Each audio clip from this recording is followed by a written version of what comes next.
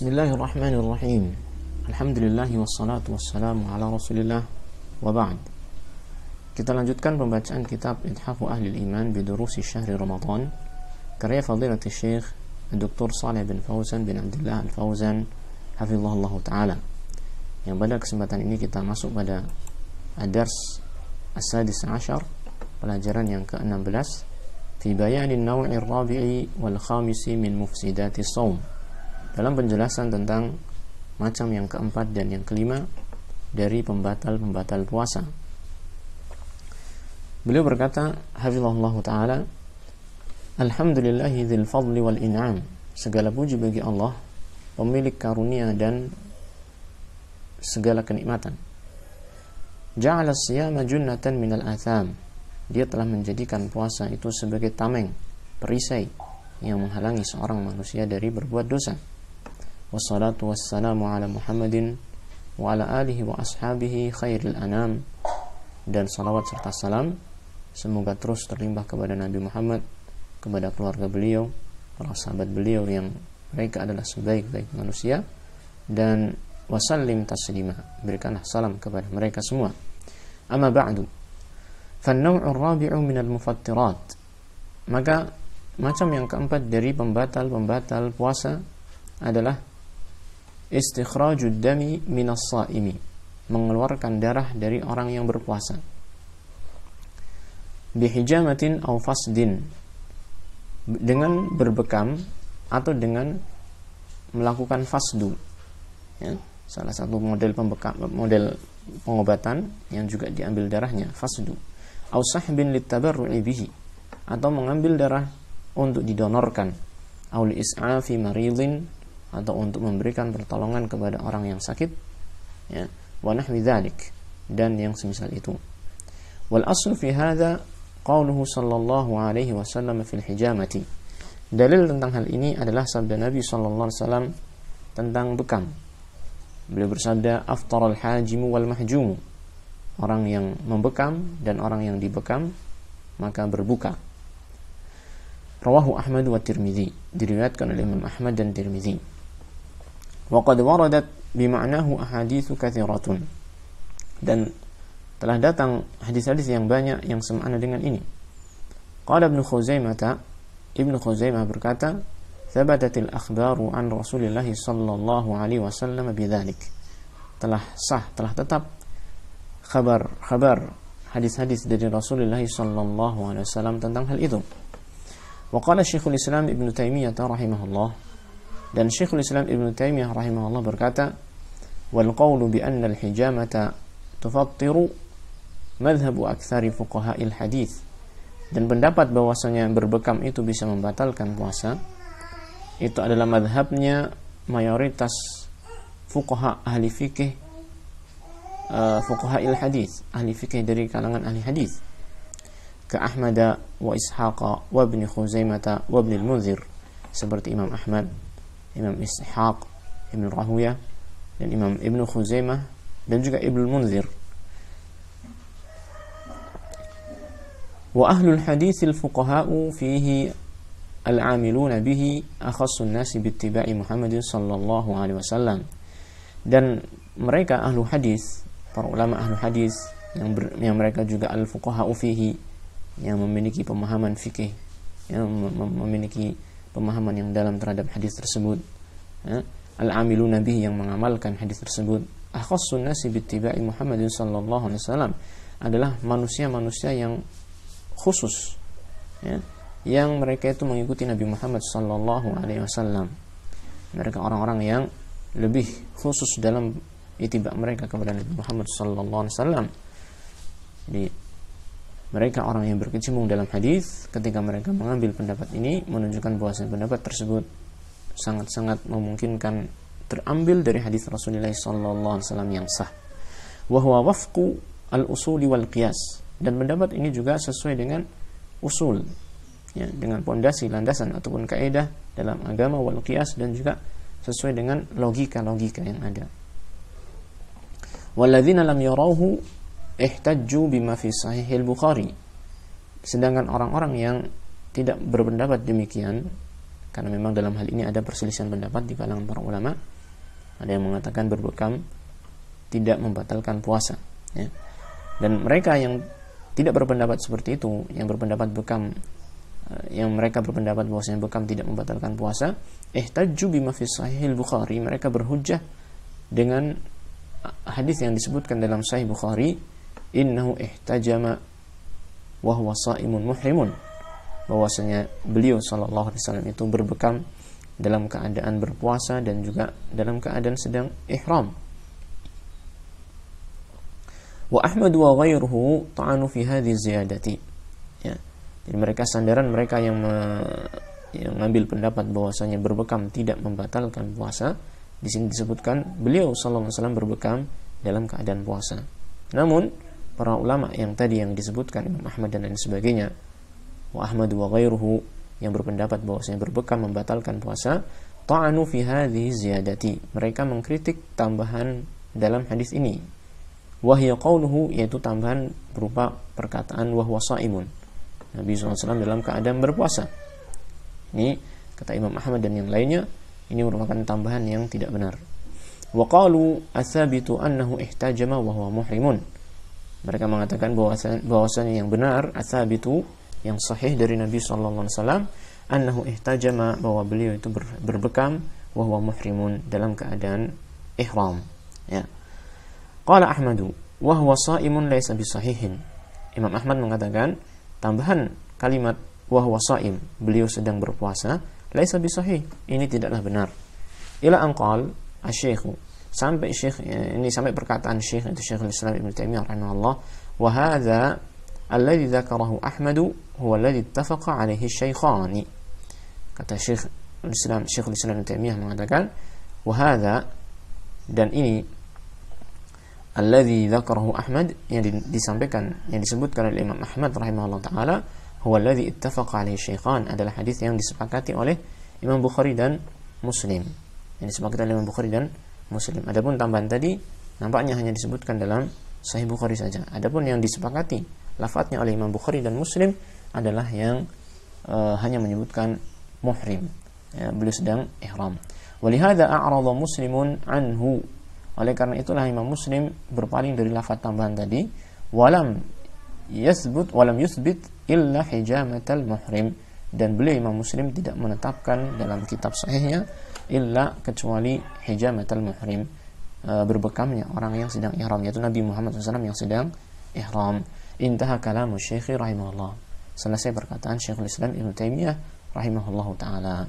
Nah, lalu beliau mengatakan, wa amma khurujud dami bighairi qasdin min as-shaimi, adapun keluarnya darah tanpa menyengaja dari seorang yang berpuasa, tanpa kesengajaan dari orang yang berpuasa, karri'afi, seperti darah yang keluar dari hidung, darah mimisan, wadamil jirahati, atau darah luka, wa khal'il dirsi, atau darah yang keluar dari gigi yang tanggal, yang tercabut, ya, wa nahwihi, dan yang semisalnya, fa innahu la yu'athiru 'ala siyam, maka itu tidak mempengaruhi puasa, ini tidak membatalkan puasa, li'annahu ma'dzurun fi khurujihi minhu, karena orang tersebut memiliki udzur, ya, dalam keluarnya darah, dalam hal keluarnya darah itu dari dirinya, fi hadzal halat, dalam keadaan-keadaan tersebut. Nah, ini pembatal yang keempat, ya. Kemudian yang kelima, an-naw'ul khamisu, pembatal yang kelima, macam yang kelima dari pembatal puasa, minal mufattirati at-taqayyu, di antara pembatal puasa adalah memuntahkan sesuatu dari perut, ya, wa huwa istikhraju ma fil ma'dati min ta'amin aw syarabin an tariqil fami muta'ammidan.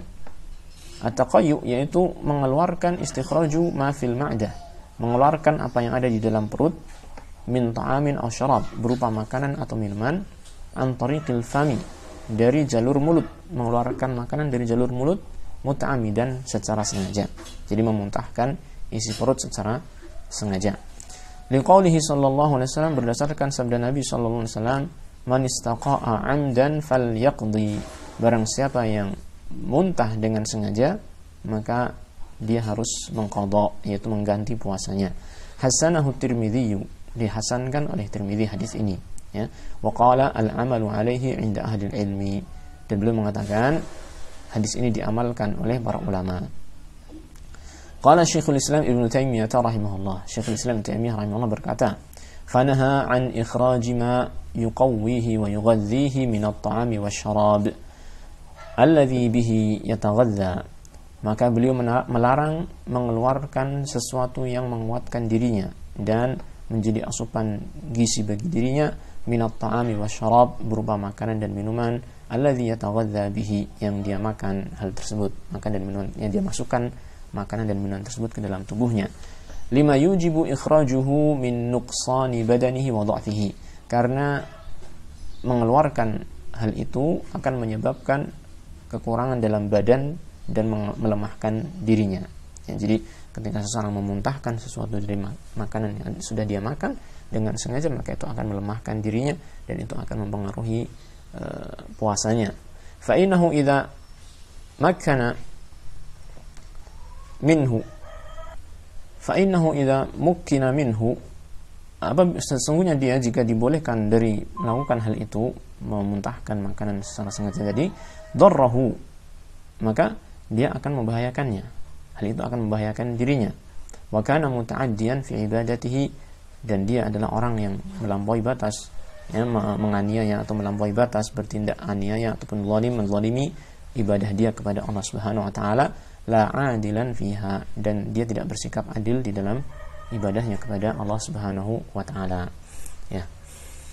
Amma idza ghalabahu al-qai'u, adapun apabila muntah itu keluar dengan sendirinya, dia terkalahkan oleh muntahannya, artinya dia muntah dengan tidak sengaja, wa kharaja minhu bighairi ikhtiyarihi, keluar muntah itu tanpa kesengajaan dia, tanpa kehendak dari dirinya, fa innahu la yu'athiru ala siyamihi, maka itu tidaklah berpengaruh pada puasanya.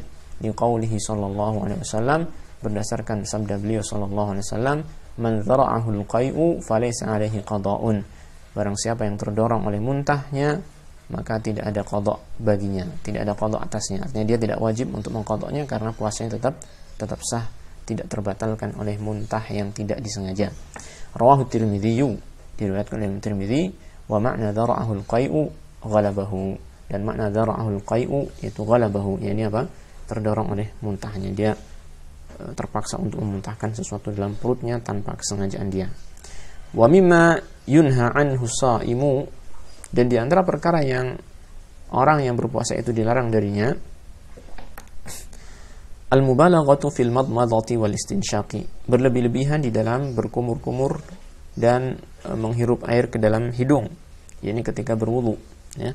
Qala sallallahu alaihi wasallam, wa baligh fil istinsyaqi illa an takuna shaima, dan bersungguh-sungguhlah di dalam istinsyaq, yaitu menghirup air ke dalam hidung, yaitu ketika berwudu, illa an takuna shaima, kecuali ketika kamu sedang berpuasa.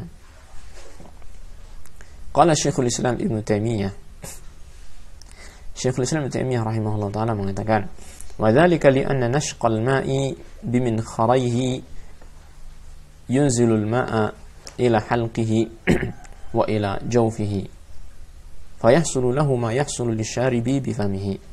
Kata beliau, hal itu dikarenakan nashqal ma'i, menghirup air itu, bimin kharayhi, dengan kedua hidungnya, menghirup air dengan kedua hidungnya, yunzilu al-ma'a, akan memasukkan, ya, air ila halqihi, kepada tenggorokannya, wa ila jawfihi, bahkan bisa masuk ke dalam perutnya, ya. Ini kalau kebablasan, keterusan menghirup air melalui hidung itu bisa lewat ke tenggorokan dan masuk ke dalam perut. Fayahsulu lahu ma yahsulu lisyaribi bifamihi, sehingga akan terjadi sesuatu yang terjadi pada orang yang minum dengan mulutnya, ya. Wa yughadhi badanahu min dzalika, dan akan memberikan asupan kepada tubuhnya dengan sebab hal itu. Wa yazulul 'atashu bi syarbil ma, dan hilanglah rasa haus dengan meminum air. Jadi ketika seseorang menghirup air ke dalam, memasukkan air ke dalam hidung ketika berwudu, ya, itu sangat memungkinkan sekali akan masuk ke dalam tenggorokan yang kemudian berlanjut ke dalam perut, sehingga akan mempengaruhi keadaan dirinya sebagaimana dia minum dengan melalui mulut, ya. Sehingga Rasulullah SAW di sini tadi melarang untuk berlebih-lebihan di dalam istinsyak ketika berpuasa. Adapun ketika tidak berpuasa maka memang sunnahnya untuk dilakukan secara sungguh-sungguh dalam istinsyak tersebut. Nah, jadi intinya bahwasanya istinsyak itu boleh, tetapi tidak harus atau tidak boleh untuk bersungguh-sungguh di dalam istinsyak. Nah, wa yubahu lis-shaimi at-tabarrudu bil ma'i, dan dibolehkan bagi orang yang berpuasa untuk mendinginkan diri, ya, bil ma'i dengan air, bil istihmami bihi ala jami'i badanihi, dengan mengguyurkan air ke dalam seluruh tubuhnya, atau mandi mengguyurkan air kepada seluruh tubuhnya, atau mungkin dia dengan apa, istilahnya kungkum, ya, kungkum, atau masuk ke dalam air kepada seluruh tubuhnya, itu boleh, ya. Wa yahtarizu min dukhulil ma'i ila halqihi, tetapi dia harus menjaga diri, yahtarizu min dukhulil ma'i ila halqihi, menjaga diri dari masuknya air kepada tenggorokannya. Wa man akala aw syariba nasiyan fala syai'a alaihi, dan barang siapa yang makan atau minum karena lupa, maka tidak ada hukuman atasnya, tidak ada sesuatu pun kewajiban atas dia, tidak ada tanggungan bagi dia. Dia tidak batal puasanya dan tidak harus mengqadha puasanya, karena tidak batal ketika seseorang makan dan minum karena lupa. Liqaulihi sallallahu alaihi wasallam, berdasarkan sabda Nabi sallallahu alaihi wasallam, man nasiya wa huwa shaimun fa akala aw syariba falyutimma shaumahu. Barang siapa yang makan atau barang siapa yang lupa sedangkan dia dalam keadaan puasa, lalu dia makan atau minum, maka hendaknya dia menyempurnakan puasanya, falyutimma shaumahu, hendaknya dia menyempurnakan puasanya. Fa inna ma at'amahu Allah wa saqah, karena sesungguhnya Allah Ta'ala telah memberikan makan dan minum kepada dirinya. Nah, ini merupakan rahmat dari Allah Subhanahu wa Ta'ala bagi orang yang lupa dalam keadaan puasa lalu dia makan dan minum. Wa hadza min lutfillahi bi'ibadihi wa taysirihi alaihim, dan ini merupakan kelembutan Allah kepada hamba-hambanya dan kemudahan yang Allah berikan kepada mereka. Wa qauluhu falyutimma shaumahu, dan sabda beliau sallallahu alaihi wasallam, hendaknya dia menyempurnakan puasanya, dalilun ala anna shaumahu sahihun, ini merupakan dalil bahwasanya puasanya dia itu sah, tidak batal. Wa kadza law tara ila halqihi ghubarun aw dhubabun, demikian pula seandainya terbang, ya, ada sesuatu yang terbang kepada tenggorokannya, masuk ke tenggorokannya, terbang tanpa kesengajaan dia, berupa ghubarun, ya, debu yang terbang masuk ke dalam hidung ataupun mulut, kemudian masuk ke tenggorokan tanpa kita sengaja. Au dzubabun, atau ada lalat yang terbang kemudian masuk ke dalam mulut, masuk ke tenggorokan. Lam yu'athir ala siyamihi, maka tidak berpengaruh kepada puasanya, li'adami imkani taharruzi min dzalik, karena tidak adanya kemungkinan untuk menjaga diri dari hal tersebut. Artinya dia tidak mampu untuk mencegahnya, karena apa? Ini secara tiba-tiba, yang datang secara tiba-tiba dan tidak dengan kehendak dia. Kemudian beliau rahimahullah, hafizahullah ta'ala mengatakan, wa'alamu rahimakumullah, ketahuilah semoga Allah merahmati engkau, annahu yajibu 'alal muslimi, bahwasanya wajib bagi seorang muslim at-tahaffudhu 'ala siyamihi, menjaga puasanya, amma yukhillu bihi, dari apa saja yang bisa merusak puasanya, minal mufattirati wal muqisat, berupa perkara-perkara yang bisa membatalkan atau yang mengurangi kualitas puasa tersebut, mengurangi kualitas ataupun pahala puasa tersebut. Fa idza hasala syai'un min dzalika an tariqin nisyani, apabila terjadi hal itu atau suatu dari hal itu an tariqin nisyani, dikarenakan lupa, ya, fala haraja alaihi, maka tidaklah mengapa atas dia, ya. Liqaulihi sallallahu alaihi wasallam, berdasarkan sabda Nabi sallallahu alaihi wasallam, ufiya li ummati 'anil khata', dimaafkan bagi umatku dikarenakan kesalahan, al-khata' wan nisyan. Kesalahan ini maksudnya adalah dia menyengaja kepada sesuatu tetapi ternyata keliru pada sesuatu yang lain, namanya al-khata', ya. Dimaafkan bagi umatku karena suatu al-khata', kekeliruan, ya. Wan nisyani, dan kelupaan, wa mastukrihu alaihi, dan perkara-perkara yang mereka dipaksa oleh orang lain untuk melakukannya, ya. Ini 3 hal yang menyebabkan seseorang ketika melakukan sesuatu tidak mendapatkan dosa, yaitu karena dia itu keliru, atau karena dia itu lupa, atau karena dia itu terpaksa, maka tidak dosa atas orang tersebut. Walhamdulillahi rabbil alamin, wa sallallahu ala nabiyyina Muhammadin wa alihi wa sahbihi.